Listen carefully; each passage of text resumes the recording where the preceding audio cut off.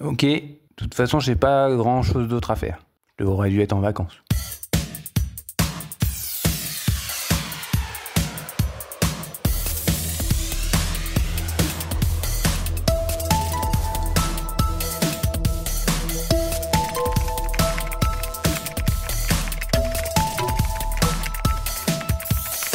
C'est un épisode des Technos qu'on va vous proposer avec les seuls chroniqueurs que j'ai réussi à dégoter. Alors, j'ai dû saboter un vélo et envoyer un très gros chèque à l'un et à l'autre pour les avoir aujourd'hui. D'un côté, on a Aurélien. Salut Aurélien. Salut. De l'autre côté, nous avons Xavier. Salut Xavier. Salut Marc. Tous les autres sont en vacances, profitent évidemment en cette fin de mois de juillet. Mais on s'était dit, tiens, durant l'été, entre les différentes rediffs qu'on vous propose depuis le début de ce mois de juillet et qu'on vous proposera encore jusqu'à fin août, on s'était dit, tiens, on ferait quand même une petite apparition pour vous parler de 2-3 choses quand même qui ont été pointées par nos amis chroniqueurs. La veille, vous le savez, continue durant toutes les vacances et on vous la partage avec plaisir dans notre infolettre, puisque elle est toujours d'activité. Chaque vendredi, vous la recevez dans votre boîte mail et on vous tient un petit peu au courant aussi de ce qui se passe au sein de l'équipe et des projets à venir. On a différentes choses à aborder dans cet épisode, je le disais, 2-3 sujets intéressants, enfin même 4-5 sujets intéressants. Ça terminera, et je le dis déjà pour les habitués, ça se terminera par un oui mais non. Et pour ceux qui n'ont pas l'habitude, je vous le dis comme ça en passant, le oui mais non, c'est un sujet certes technologique, mais totalement improbable et qui nous rappellera de bons souvenirs d'un autre oui mais non, mais d'il y a très longtemps chez les Technos, puisque vous le savez, nous existons maintenant depuis 11 saisons et nous entamerons prochainement notre 12e saison, donc voilà, il y a matière à se souvenir, on va dire. Si vous êtes prêts les amis, on va y aller dans 3, 2, 1... Aurélien, on va parler d'ordinateur organoïde. C'est quoi un ordinateur organoïde Oui, organoïde. J'avais pas pensé, mais oui, ça peut prêter à sourire. Oui, oui, voilà, en ces temps estivaux, on peut lire des trucs qu'on lit pas d'habitude. Du coup, je suis tombé sur un article de fond justement sur ce nouveau type d'ordinateur. Alors attention, on n'en est pas à l'ordinateur qui est devant moi ou chez vous, qui fonctionne à partir de cellules cérébrales d'humains ou d'animaux. Alors, en 2022, il y avait des chercheurs australiens qui avaient déjà fait des expérimentations en essayant de câbler quelques électrodes sur des cellules cérébrales qui étaient dans une boîte de pétri. Et l'expérimentation plutôt, était de les faire jouer ces cellules cérébrales à Pong, et puis de voir si, en stimulant plus ou moins, en stimulant de manière positive les cellules lorsque le palais avait touché la balle, vous connaissez évidemment ce jeu Pong. Le concept est minimaliste, le bruit obsessionnel. Une simulation de tennis de table, une balle représentée par un petit carré blanc qui rebondit sur les raquettes des deux joueurs, matérialisée par 2 traits verticaux. Ouais. Eh bien, on arrivait à ce que la simulation se passe de mieux en mieux, et puis que les cellules cérébrales jouent d'elles-mêmes, et ils ont réussi, en 2022, à faire jouer quelques coups de Pong, grâce donc à ces cellules cérébrales sur lesquelles on vient mettre un réseau d'électrodes pour les stimuler de manière électrique. Et en fait, c'est un sujet qui est de recherche, mais il y a déjà, et je vais vous parler aujourd'hui de 2 startups, une australienne et une suisse, j'en profite pour saluer Thierry d'ailleurs, ouais. Qui surfent un peu sur cette vague et essayent de développer ces ordinateurs organoïdes. Alors, il y a la startup Cortical Labs qui est australienne et qui cherche à développer des réseaux de neurones, mais pas des faux réseaux de neurones, mais des vrais réseaux de neurones. Et vous verrez sur les liens que j'ai mis en source, la baseline de leur site, c'est artificial qui est barré, actual intelligence. Donc en fait, ils cherchent à démontrer qu'au lieu de développer des gros réseaux de neurones sur des vrais ordinateurs tels qu'on les connaît pour en faire des LLM, par exemple, pourquoi ne pas utiliser quelque chose qui est biologique, qui est humain, ou en tous les cas qui est biologique, naturel, qui sont ces réseaux de neurones vraiment biologiquement vivants. Et le but, donc, c'est d'apprendre à partir de quelques exemples, comme l'humain peut le faire,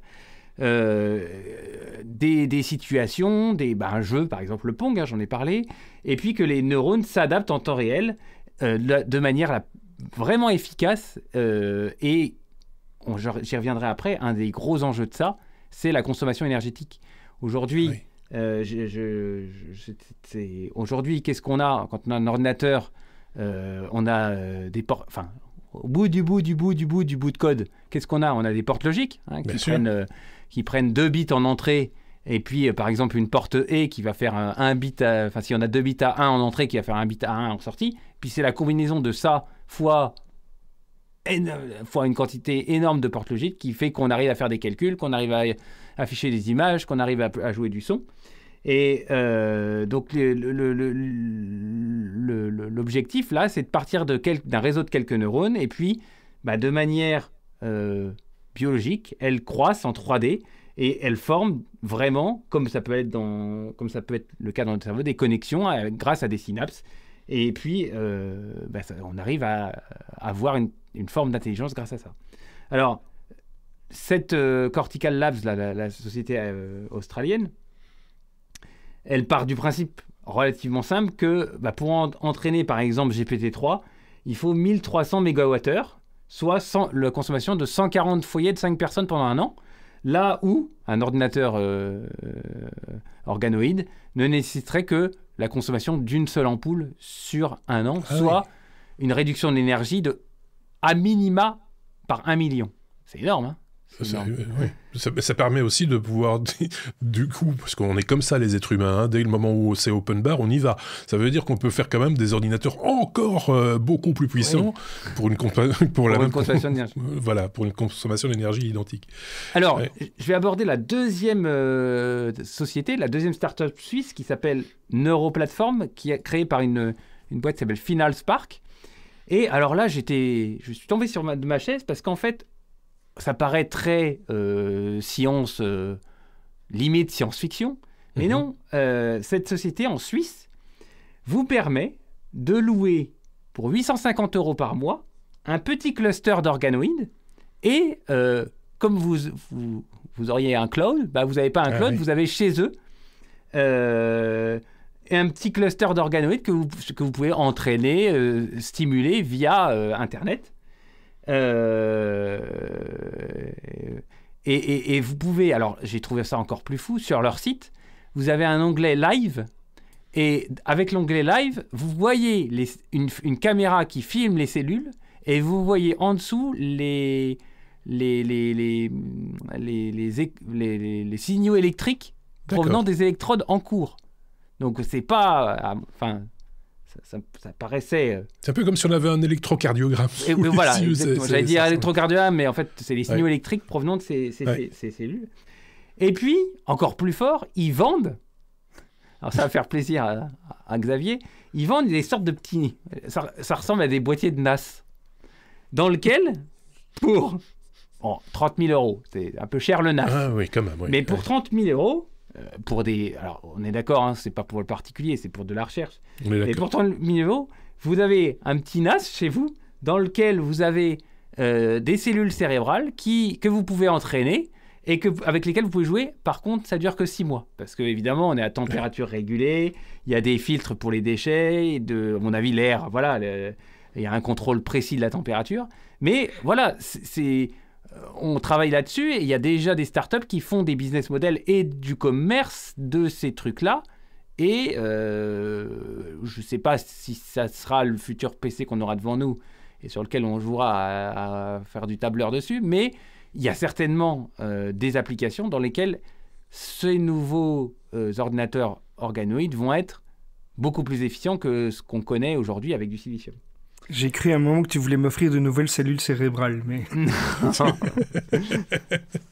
Alors, ça prête à la confusion. Il y a un chercheur là, à l'université de Bristol, Benjamin Vercherrier, qui a déjà, sur les cellules neuroplateformes, donc en Suisse, d'ailleurs, les cellules que vous voyez, elles sont dans l'école d'ingénieurs EPIA. EPIA, c'est une école de Genève qui a un département et qu'un de nos chroniqueurs connaît très bien aussi, l'EPIA. Et donc, ce chercheur, il a permis à ces neurones de lire le braille avec une précision de 82%. Ah, pas mal. Donc, vous voyez bien qu'aujourd'hui, on a des applications qui ne sont pas jouées à Pong. Il y a des choses qui peuvent... Oui, ça va plus loin que jouer à Pong. Voilà. C'est heureux, d'ailleurs. Et puis, évidemment, il y a plein d'applications qui ont, à mon avis, un impact très fort, notamment sur tout ce qui est test de médicaments, sur tous les médicaments qui induisent une modification neurologique. Tous ces médicaments-là, ils peuvent être testés. On peut prendre les cellules souches d'un patient et en créer un ordinateur organoïde pour tester des médicaments sur des neurones donnés. Il y a aussi une chercheuse qui veut tenter de rendre la mémoire du cerveau au cerveau grâce à ces ordinateurs-là pour tous les gens qui sont atteints d'Alzheimer. Donc, ça a de gros débouchés. Le gros, et je terminerai là-dessus, la grosse question, c'est à quel moment les organoïdes pénétreront-ils dans le domaine de la conscience. Et puis, il y a des questions éthiques énormes par rapport à ça. C'est pour ça qu'aujourd'hui, ces cellules cérébrales, on les maintient quelque temps, mais on les laisse pas grandir beaucoup. Et puis, moi, ça m'a passionné. Allez voir les 2 sites des 2 startups dont je vous ai parlé. C'est vraiment impressionnant. Et puis j'espère qu'on entendra plus parler et qu'on trouvera des débouchés qui amélioreront la vie de l'homme, quoi. Les 2 sites dont tu as parlé, plus, il faut le dire aussi, un article de National Geographic qui détaille un peu la genèse de tout ça, le contexte dans lequel, que tu nous as d'ailleurs très bien expliqué par ailleurs. Donc, on vous met, comme toujours, évidemment, les sources de ces informations. Oui, Xavier, tu voulais rajouter quelque chose ? Un des points qui m'avait justement interpellé quand j'avais lu un petit peu à propos de ce sujet proposé par Aurélien, c'était justement les notions éthiques, puisque ici, on travaille vraiment avec des objets ou des entités organiques, et donc il y a vraiment des questionnements qui se posent sur est-ce que ces organoïdes souffrent, est-ce qu'on doit les traiter un peu comme on traite finalement des animaux avec la sécurité pour limiter leur souffrance, etc. Donc c'est assez perturbant à aller lire ça. C'est effectivement un sujet assez intéressant, et on rentre vraiment dans une espèce de nouvelle ère, quoi. Donc, des ordinateurs organoïdes, on aura appris un mot nouveau, moi en tout cas, ça c'est très clair. Pour aller plus loin, on vous l'a dit, les liens sont en description de cet épisode.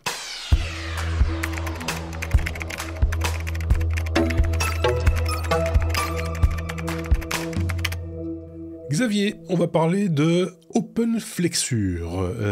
C'est un microscope destiné à tout le monde finalement, puisqu'il est open source. Tout à fait. Il est open source et ça rejoint un petit peu un des domaines qui me plaît, c'est l'impression 3D.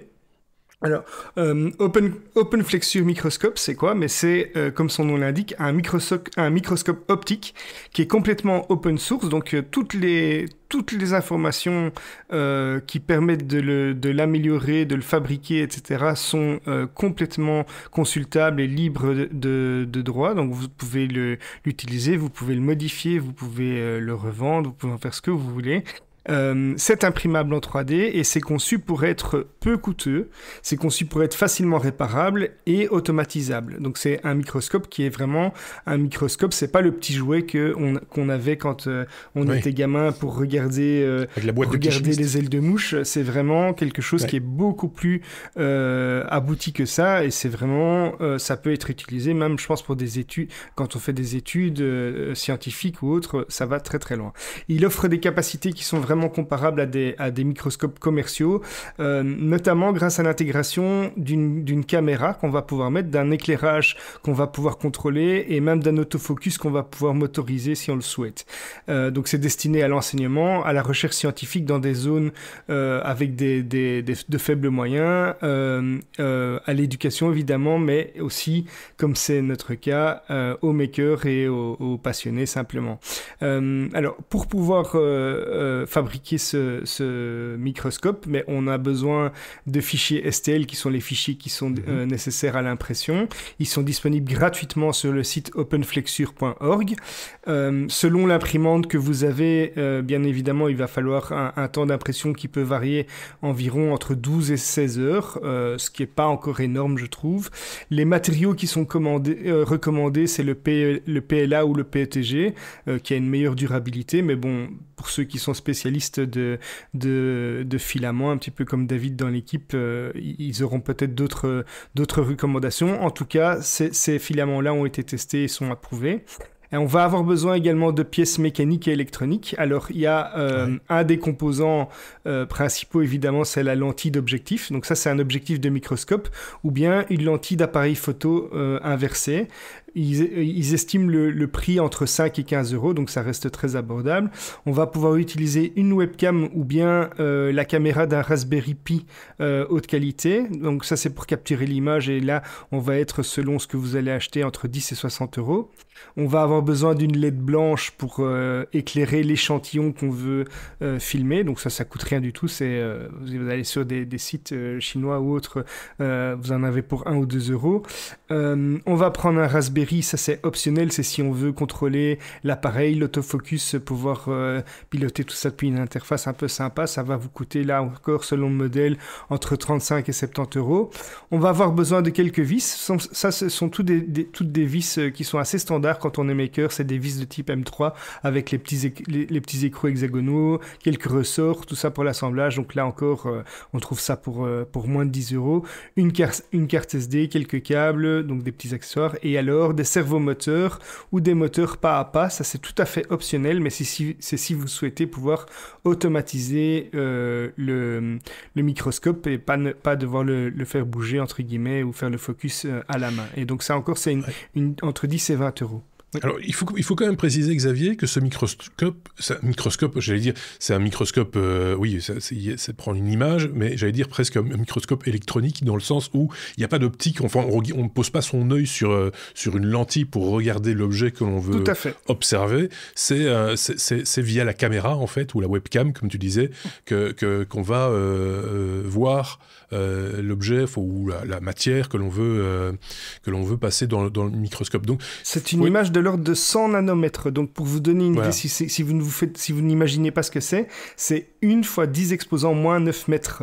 Donc, c'est vraiment un milliardième, je crois, de mètre. Dit comme ça, on se l'imagine beaucoup mieux, du coup, tu vois. Oui, mais c'est pour vous dire qu'en gros, ça permet de filmer le tout petit. Oui, c'est ça. Un 10 millième de millimètre, si je ne me trompe pas. Un 10 millième de millimètre. Ouais, parce que c'est un micron. Donc, c'est vraiment tout petit.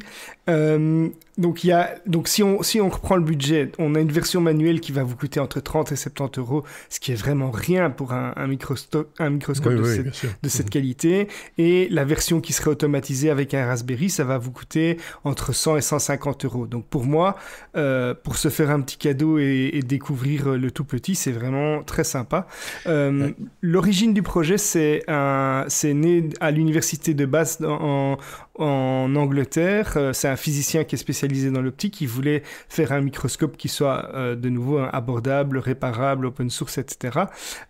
Ça s'est appuyé sur l'impression 3D et il y a une communauté immense de contributeurs qui sont des chercheurs, des enseignants, des makers qui ont fait évoluer ce projet, et aujourd'hui il est même soutenu par des institutions comme la Royal Society, la Wellcome Trust. Il est utilisé dans des projets en Afrique, en Asie, en Amérique latine, donc pas mal de pays en développement, en voie de développement, des lycées, des labos qui l'utilisent utilise vraiment au quotidien.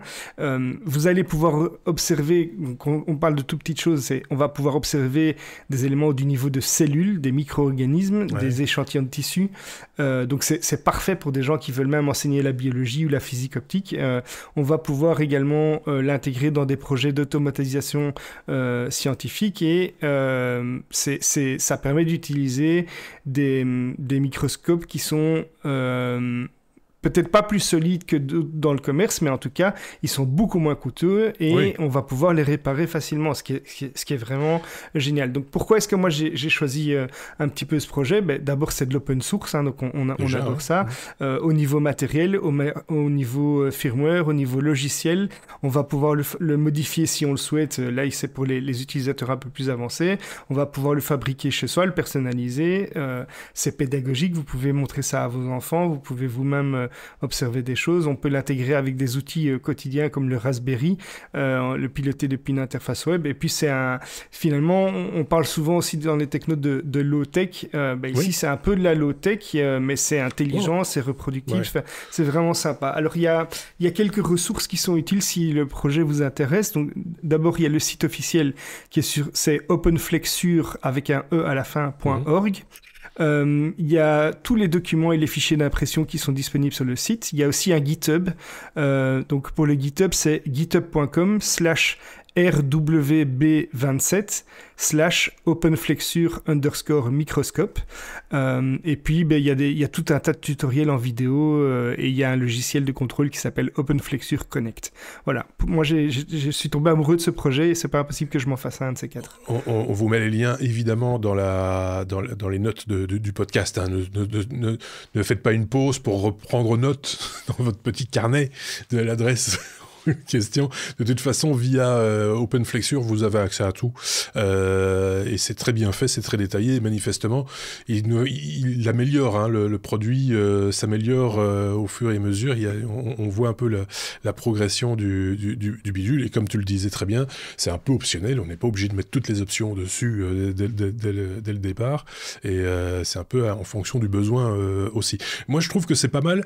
J'imagine le même type de projet, mais dans l'autre sens, c'est-à-dire pas pour un microscope, mais pour le télescope, où ça doit certainement exister aussi. Et là aussi, il y a des technologies. Je pensais vous en parler un de ces quatre. Ah ben voilà, donc j'imagine que là aussi, il va y avoir des moteurs pas à pas et des choses comme ça pour pouvoir suivre des étoiles et autres. Et c'est aussi, voilà, c'est des accessoires de passion et que l'on peut fabriquer soi-même aussi avec passion. Et si vous les fabriquez pas vous-même, approchez-vous de gens qui ont une imprimante 3D et qui savent y faire. Et à mon avis, ça peut faire de chouettes cadeaux aussi, ça. Soit dit en passant. Moi, je trouve ça très bien. Je sais pas ce qu'en pense Aurélien, mais là, je suis conquis. Non, mais en plus, si c'est pour rendre la science accessible à tout le monde, et je pense notamment en éducation, il faut foncer parce que c'est... Voilà. C'est pas nécessairement cher l'apprentissage, il faut des fois un peu de jugeote et les bonnes sources, et là on est là pour ça, pour donner des bonnes sources, et donc ça c'est plutôt pas mal. Xavier, tu gardes le micro, je peux dire, tu le monopolises même, pour une toute autre chose. On l'a, à mon avis, aperçu et expérimenté presque au même moment. Sans doute on s'embêtait un samedi matin ou quelque truc dans ce genre-là. C'est N8N. Quand on parle d'agents en intelligence artificielle, forcément, ça passe par ce type d'outil-là. Mais tu vas nous expliquer ça dans le détail. Alors, moi, pour être précis, c'était pas un samedi matin, mais c'était un jeudi soir. D'accord. J'ai commencé à m'intéresser à ça à 10h du soir, et en fait, j'ai fait une nuit blanche. J'ai bossé là-dessus jusqu'à 11h30 le lendemain, parce que ça m'a passionné, et je voulais arriver à faire quelque chose. Donc, de quoi je vais vous parler, c'est de N8N, en anglais, N8N, le nom veut dire node to node, donc c'est un enchaînement de nœuds et de blocs. Alors, qu'est-ce que c'est ? C'est un outil qui va vous permettre d'automatiser certaines choses. Mais je vais d'abord vous mettre un petit peu dans le contexte. Donc aujourd'hui, on réalise quand on est un employé, quand on est un entrepreneur, quand on travaille ou que même on veut gérer un petit peu son foyer, on a beaucoup de tâches qui sont administratives répétitives. On fait des copier-coller, on classe des mails, on enregistre des pièces jointes, on va remplir des tableaux, on va forwarder des informations à des gens, on va se les envoyer sur des messages, etc. Et il existe déjà des outils comme Zapier, Ift, donc If This and That. Il y a Make.com aussi que je connaissais un peu moins, qui automatise toutes ces actions.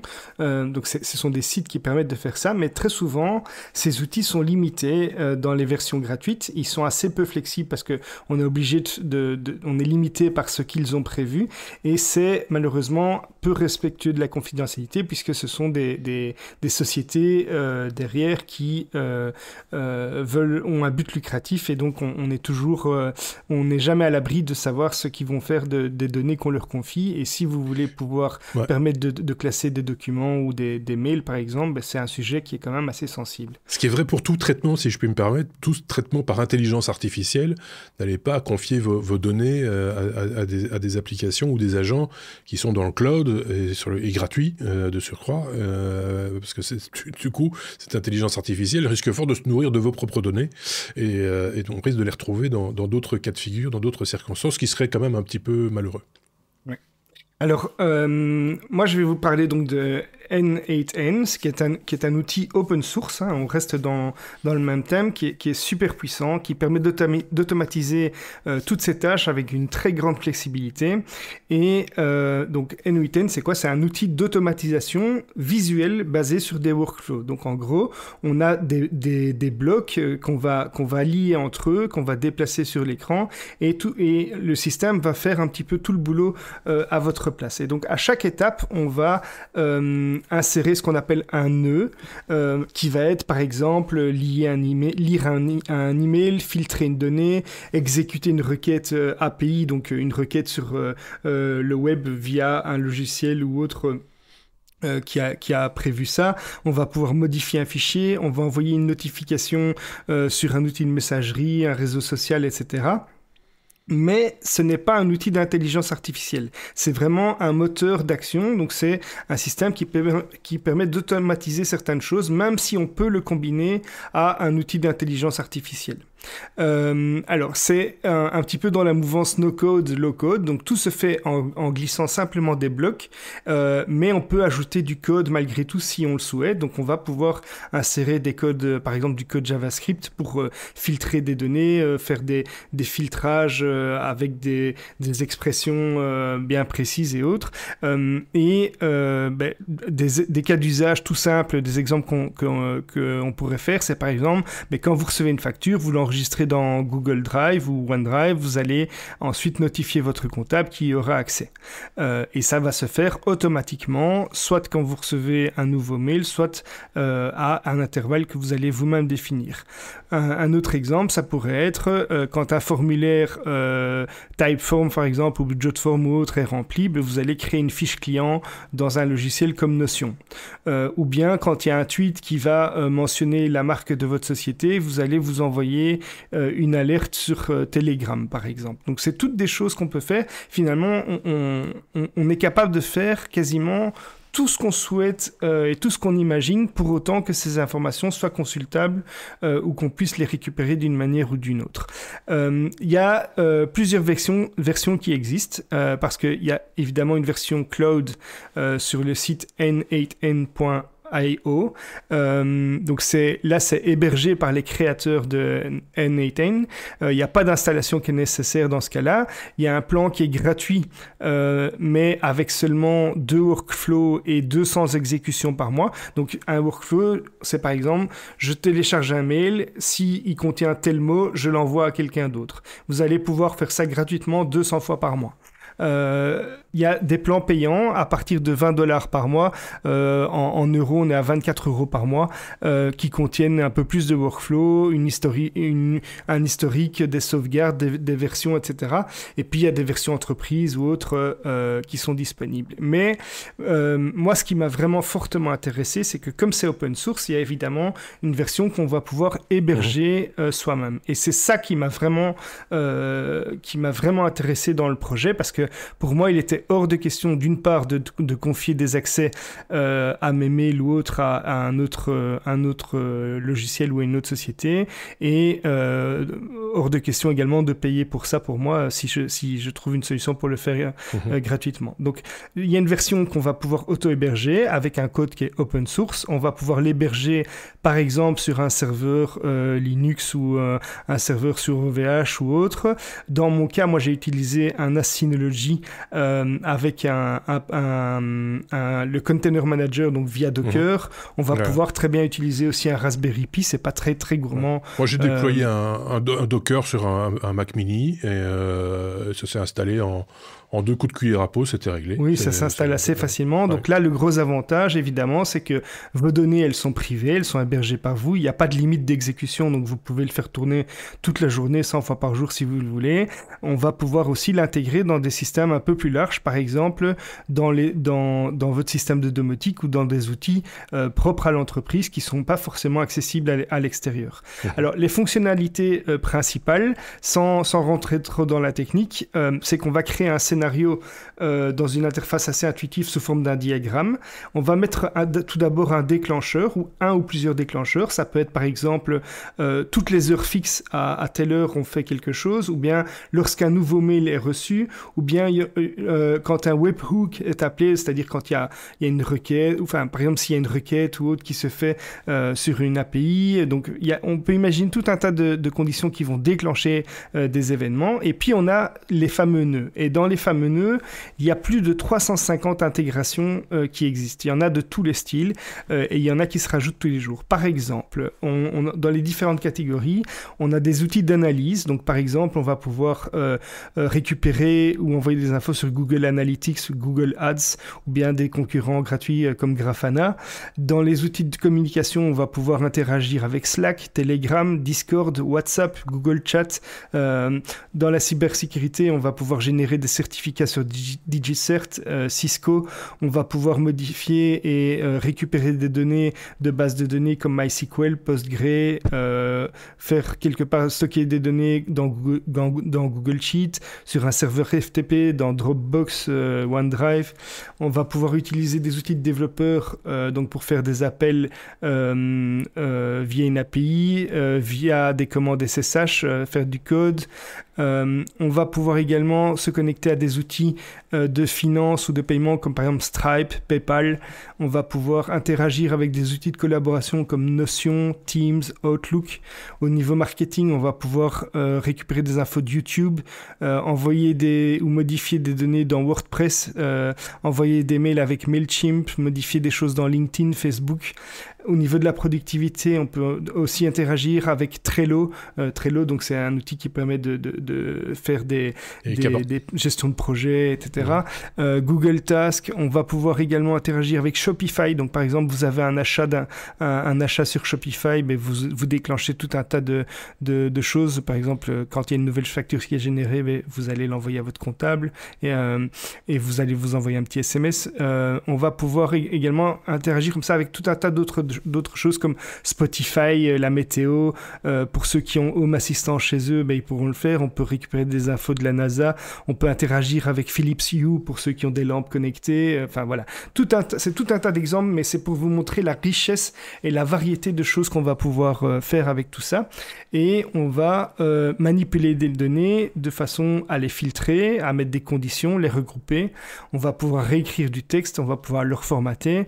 On va pouvoir interroger ou pousser des données via une API et on va pouvoir faire gérer des erreurs automatiquement. Ça, c'est vraiment génial. C'est que N8N gère un petit peu toute la logique nativement. Vous ne devez pas être un développeur pour pouvoir gérer ça. C'est-à-dire que vous allez avoir une condition et vous lui dites, mais voilà, tu envoies un mail à telle adresse. Eh bien, si jamais le mail n'est pas envoyé, vous allez dire, mais on peut avoir une notification d'échec ou bien vous allez dire que vous faites autre chose. Et c'est simplement une condition. Donc c'est, si ça marche, vous faites ça. Si ça marche pas, tu fais ça. Et ça s'arrête à ça. C'est pas vous qui devez le tester.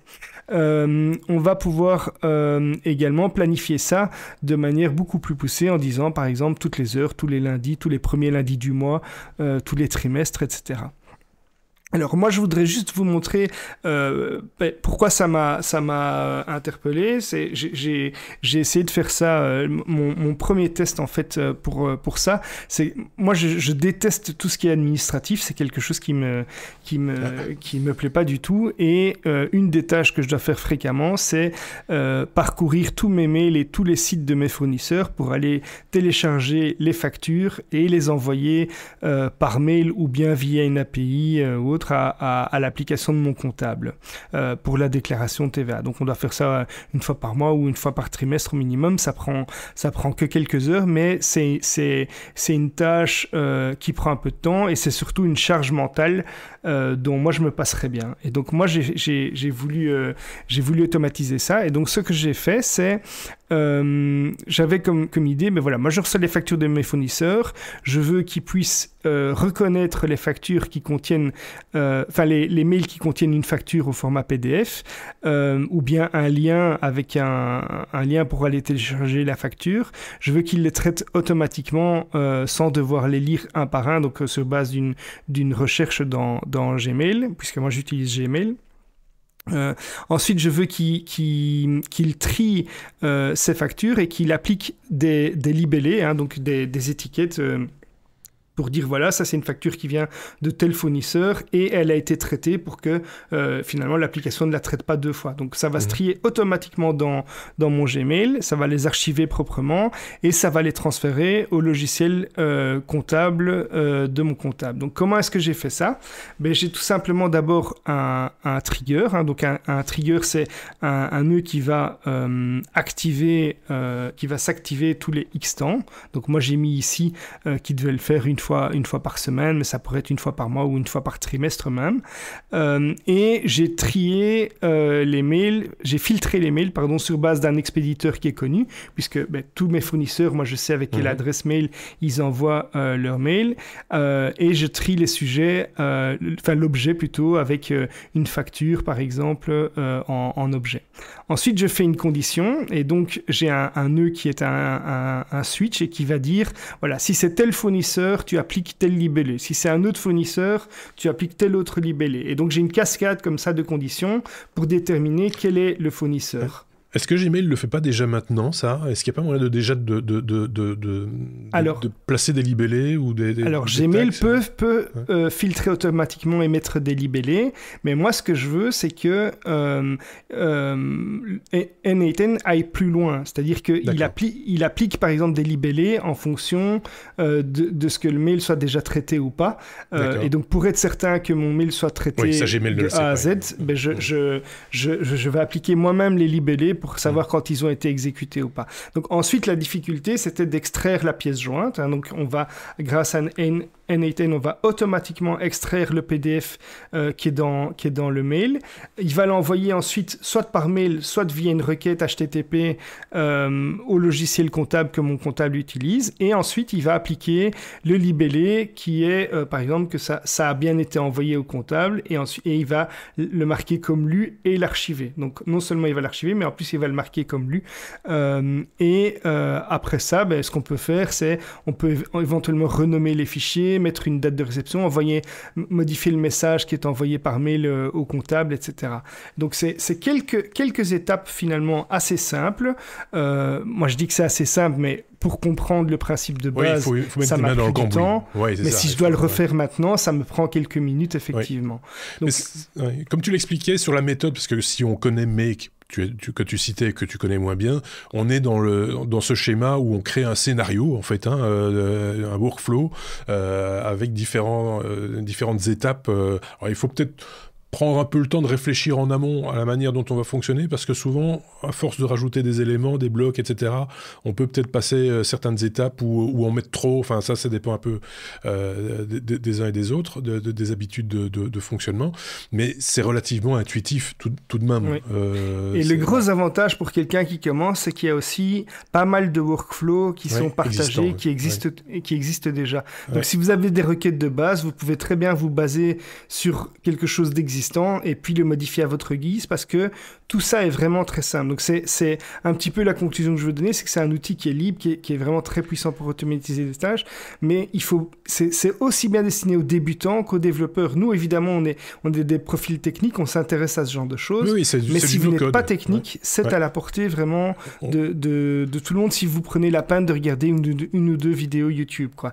On est dans le domaine du no-code. Effectivement, tu as raison, il y a énormément de gens qui maintenant se positionnent en experts, entre guillemets, de différents outils, dont n8n, et souvent leurs informations, enfin les informations qu'ils dispensent sont souvent intéressantes, fruit d'une expérience personnelle aussi.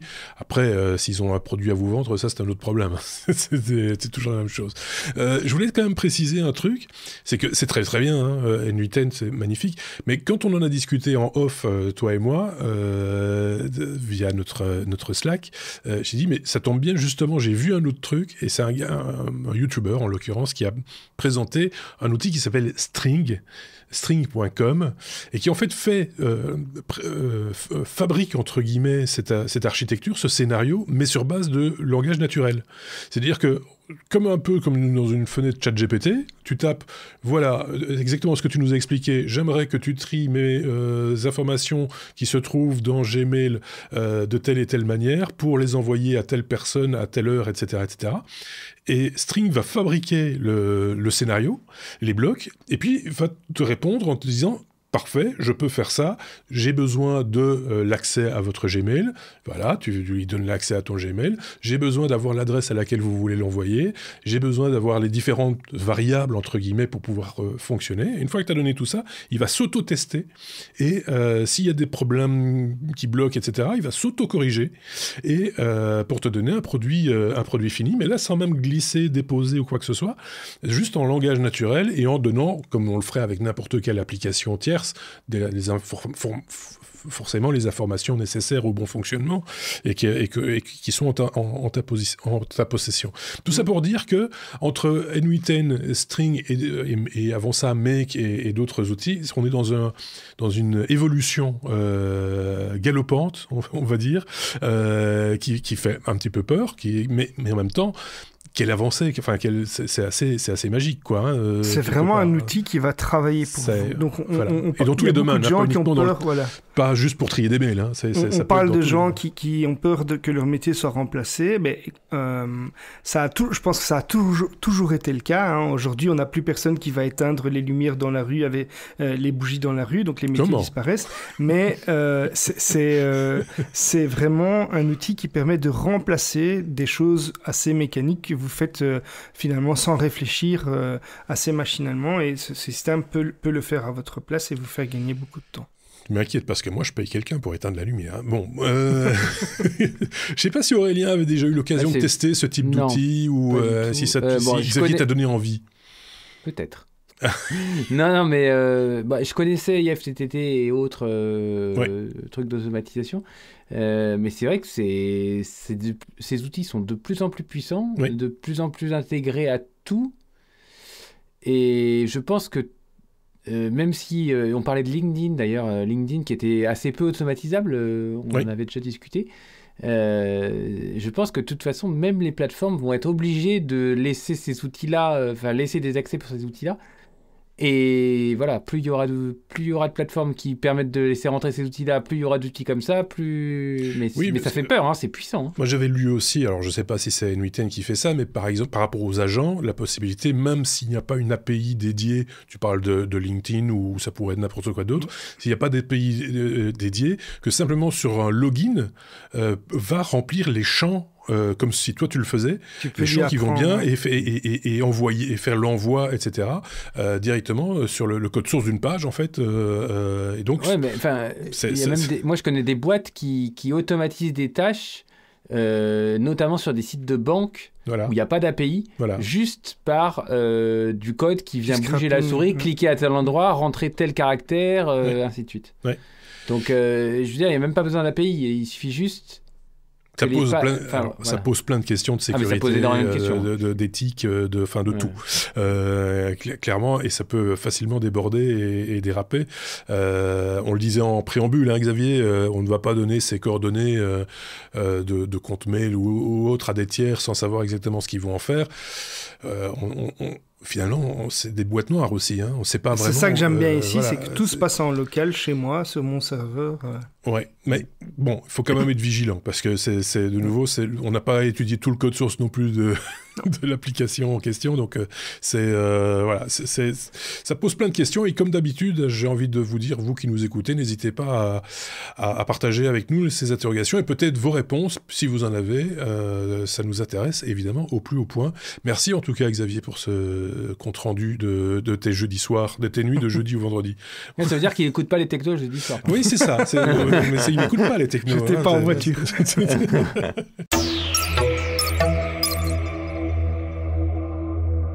Allez Aurélien, tu vas pouvoir laisser reposer un peu Xavier pour parler comment je vais dire ça, un outil, oui, c'est le cas, qui va peut-être remplacer demain nos bons vieux KVM, c'est ce qui nous permet de switcher d'une machine à une autre, de partager clavier, souris et peut-être même écran entre plusieurs machines. C'est ça l'idée de ce dont tu vas nous parler ? De cet outil Deskflow. Deskflow. Voilà. Ok. Oui, on a tous. Alors moi, j'ai souvent eu ce problème-là. Vous avez un laptop professionnel et puis vous avez un ordinateur de bureau à la maison et puis bon, c'est pas un secret, hein, on l'a tous fait. On ramène le laptop à la maison pour finir un truc. Et puis vous dites, bah ouais, mais bon, à la maison, j'ai un bel écran bien grand, un beau clavier, une belle souris. Je mettrais bien tout ça sur mon laptop. Alors bon, jusqu'à présent, on met tout sur un hub et puis on branche le hub et voilà. Bon. Mais voilà, il y a des outils maintenant qui permettent, comme Deskflow, de partager clavier et souris entre plusieurs machines et en le faisant par le réseau. Et donc, ce Deskflow, c'est un petit utilitaire où une des machines, celle qui a le clavier et l'écran physiquement connectés, émettre, et donc va être le serveur, et donc les autres machines, votre laptop par exemple, sera client de cet outil, et vous allez pouvoir switcher. Dire bah tiens là vous bougez votre souris à gauche, hop elle va sur le laptop, et vous bougez votre souris à droite, hop elle va sur l'écran de votre desktop.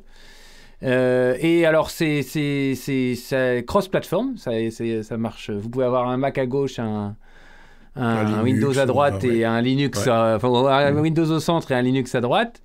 C'est sécurisé puisque TLS l'encryption TLS est par défaut.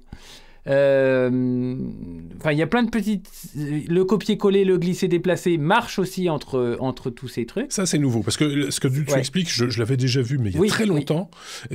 C'était très limité. Effectivement, ton curseur de souris passait d'un écran à l'autre et ton clavier suivait ta souris, en gros. Mais pour tout ce qui était glisser-déposer, copier-coller, etc. Alors, glisser-déposer, copier-coller, tout ça, c'est pris en compte.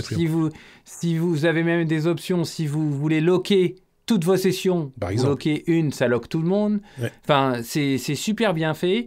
Vous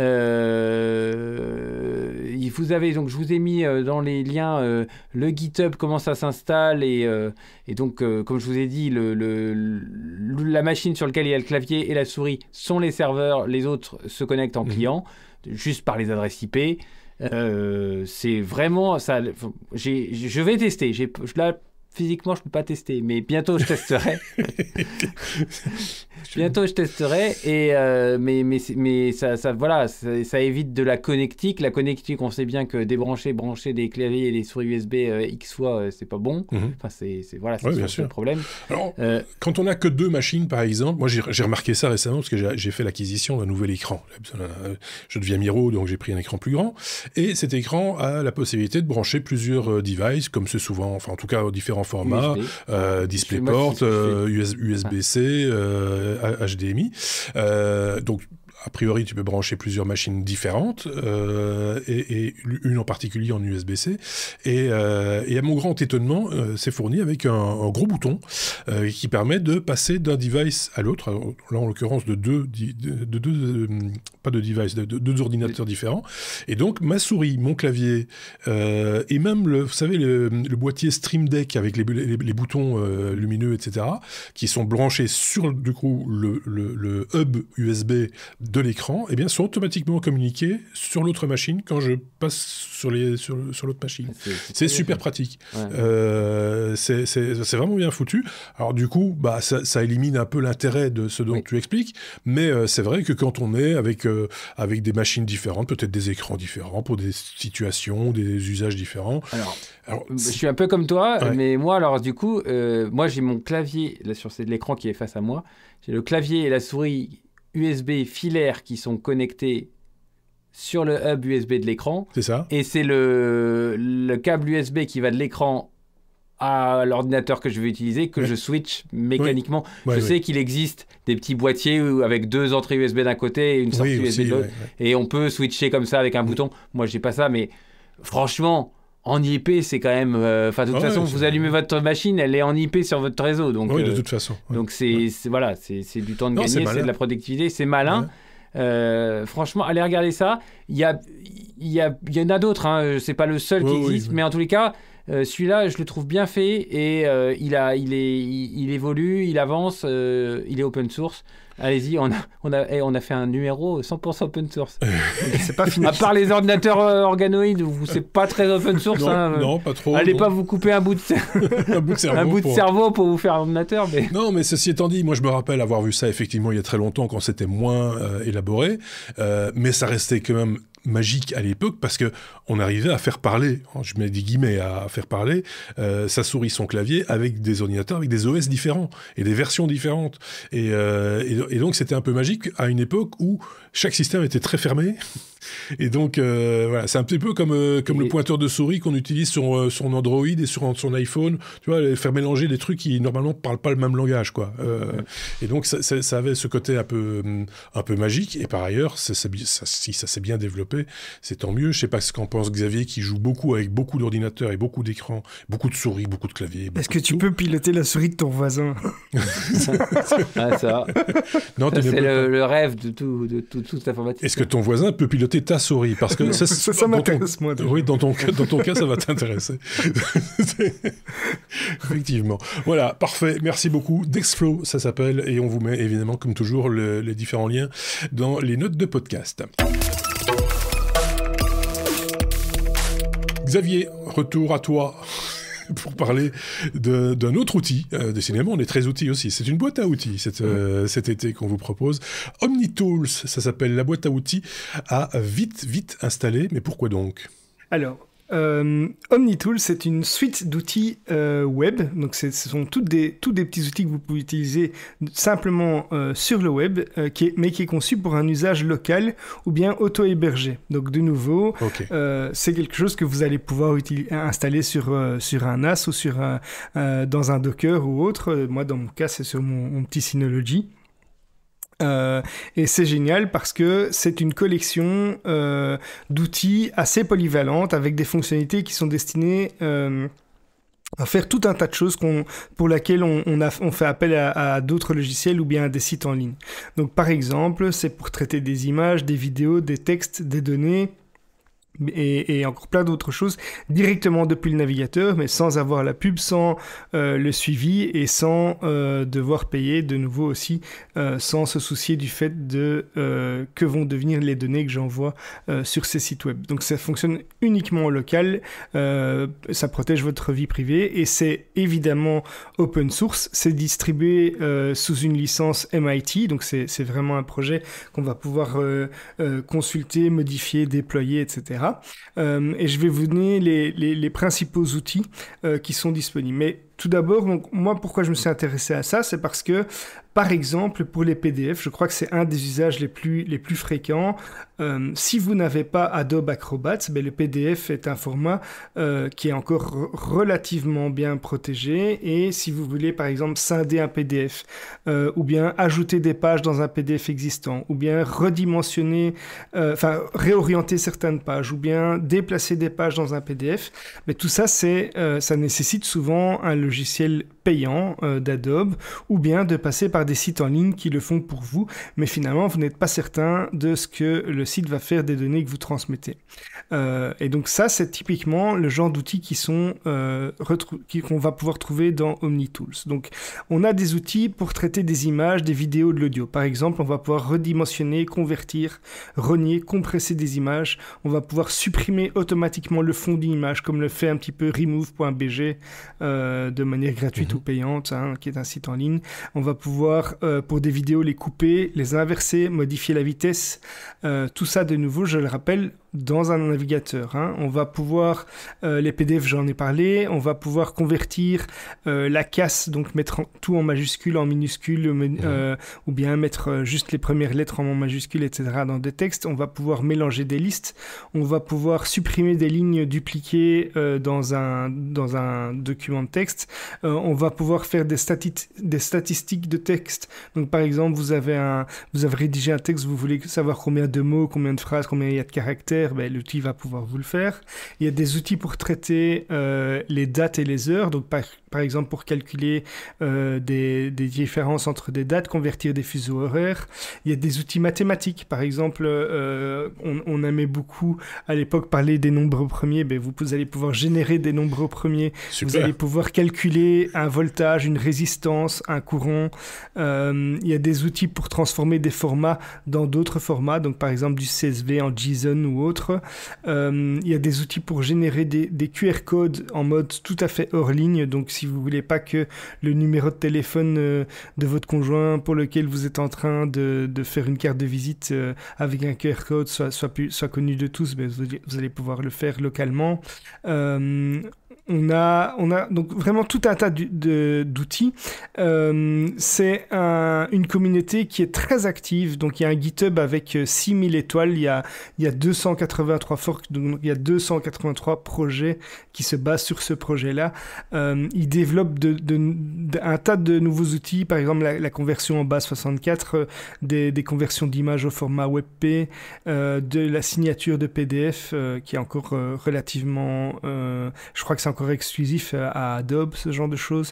Voilà, donc ça a été testé par aussi des sites spécialisés. C'est vraiment un outil qui est recommandé et qui est réputé pour sa rapidité, sa facilité de démarrage et son respect de la vie privée. Donc, à absolument installer sur votre NAS si vous en avez un, ou éventuellement sur un petit Docker pour pouvoir l'utiliser chez vous. Pratique, utile.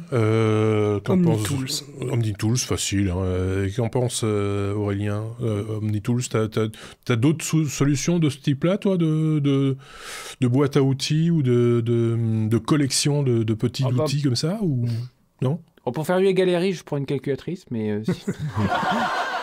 Non, je plaisante. Non, mais je plaisante. Mais c'est vrai que d'avoir une petite page web... toujours, enfin un petit onglet toujours ouvert avec ce genre de truc. Ouais. Si en plus c'est pas sur le web. Avant on se le faisait soi-même. Je sais pas si vous avez fait. Moi j'ai fait ça pendant tout un temps. J'avais ma page web avec dedans tous mes liens. Enfin c'était les favoris en gros, mais c'était vachement pratique. Je sais pas ce que j'en ai fait d'ailleurs.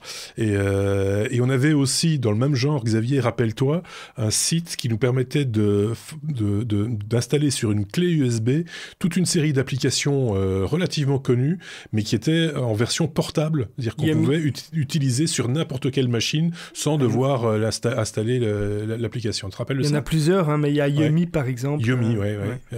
Et là-dedans, il y avait un client FTP transportable, il y avait même un éditeur audio, voilà. Et des outils un peu plus pointus aussi, justement, quand tu dois gérer des problèmes de sécurité ou de formatage ou de disque dur. La vie d'un disque dur, par exemple. Repartitionner les disques, des choses comme ça. Sans devoir installer quoi que ce soit sur la machine, c'est vachement pratique. Ça aussi, on aura peut-être l'occasion d'en reparler une prochaine fois. Xavier, avant qu'on ne se quitte, on va se faire un petit plaisir parce que, rappelons-nous, il faut replacer les choses dans le contexte. C'était déjà toi, il y a quelques années. Je ne sais pas si j'assume. Hein. Si, c'était déjà toi, le 28 octobre 2021. 28 octobre 2021. C'était l'épisode 325. On y avait parlé de scan rétinien, on avait parlé de réalité augmentée en vidéoconférence, on parlait de Swiss Caravan Salon, notre ami Thierry était des nôtres. Nous étions tous les trois, Thierry, toi et moi, pour parler de choses et d'autres. Et il y avait déjà, à l'époque, pour clôturer l'épisode, c'était ce fameux épisode, un W comme oui mais non. Je le rappelle, je l'ai dit au début de cet épisode, le oui mais non, c'est une information technologique, certes, mais totalement improbable, mais technologique. Et l'invention en question, c'était une invention de contraception masculine. Attends, avant d'aller plus loin, je tiens à dire qu'on avait quand même réussi à convaincre un des chroniqueurs, de l'acheter, sans dévoiler la chose, de l'acheter, et il a financé la chose, il a acheté une édition Gold. Hein. Voilà, tout à fait.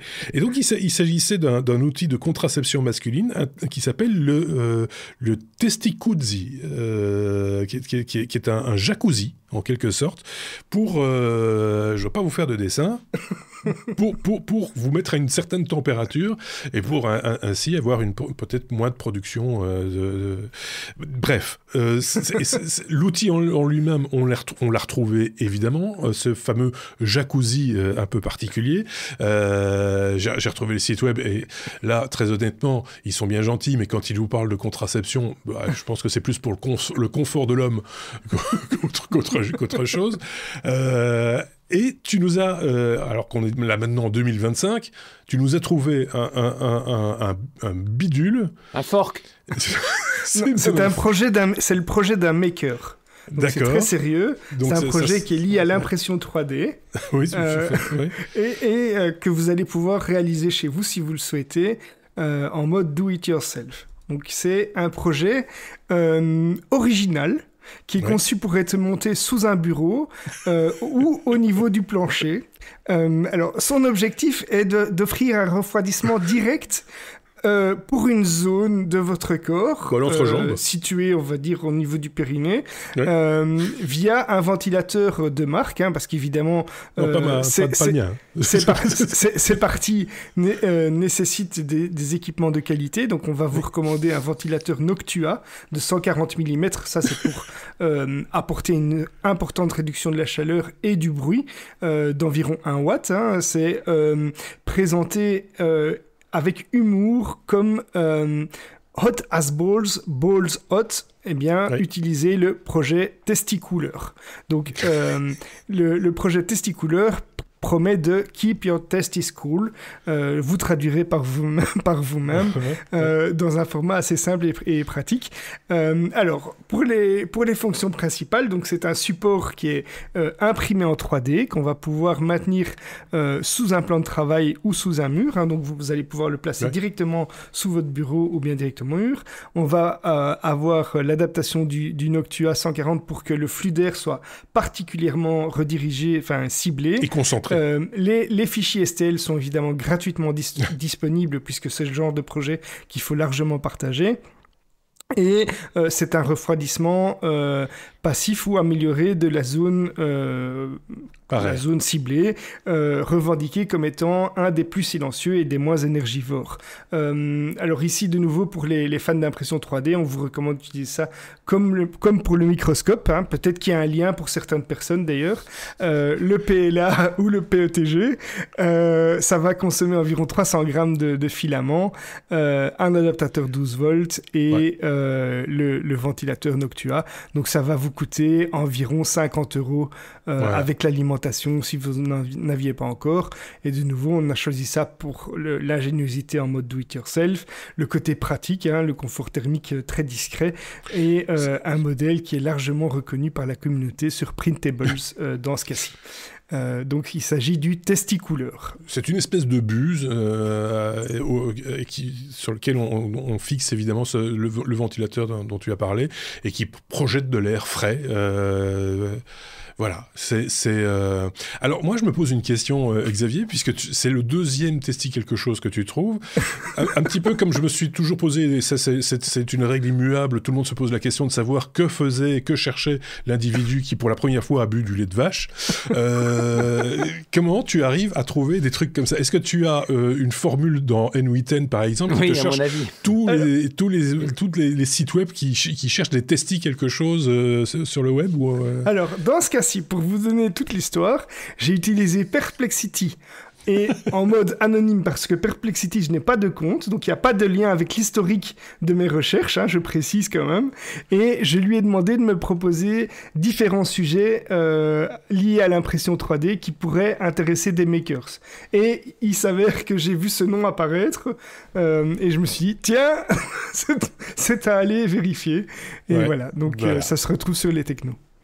Donc on va en parler à Sébastien. Oh, j'ai dit son nom. J'hésite alors. Peut-être qu'il remettra la main à la poche, qui te passera commande, puisque c'est toi qui as l'imprimante. Après un bon jacuzzi. Oui, ben, pour se sécher. Est-ce que Aurélien est preneur ou pas ou, Non, moi, ça va. Moi, je suis sur d'autres parties du corps, là. Ça marche sans les mains. Ça marche sans les mains, ouais. C'est ça l'avantage du truc. Il faut quand même demander un petit coup de main. Tout en vous rappelant que l'appareil fonctionne sur le 220 volts. Bref, voilà qui conclut donc cet épisode spécial, on va dire ça comme ça, spécial été 2025. On avait, comme vous l'avez remarqué, trois petites choses à vous dire, et on a pris le temps de le faire. On espère que vous passez de bonnes vacances. Si c'est pas le cas, on se retrouve à la rentrée et on va vous remonter le moral, en tout cas on l'espère, avec un podcast tout neuf, a priori. On verra comment les choses vont se mettre en place, mais on va vous proposer quelque chose un peu du genre de ce qu'on vous a proposé aujourd'hui à partir de la rentrée prochaine. Suivez-nous sur notre infolettre, partagez ce podcast avec vos amis et retrouvez-nous sur lestechno.be pour avoir toutes les informations pour la suite de nos aventures. Merci en tout cas Xavier, merci merci à Aurélien et soigne-toi bien et on se retrouve en pleine forme dès septembre et d'ici là bien entendu comme je le disais une volée de rediffusion de nos exploits de l'année passée, en tout cas de vos exploits à vous chroniqueurs, puisque ce sont les hors-séries qu'on vous a proposés, les dossiers qu'on vous a proposés la saison dernière, que l'on vous repropose.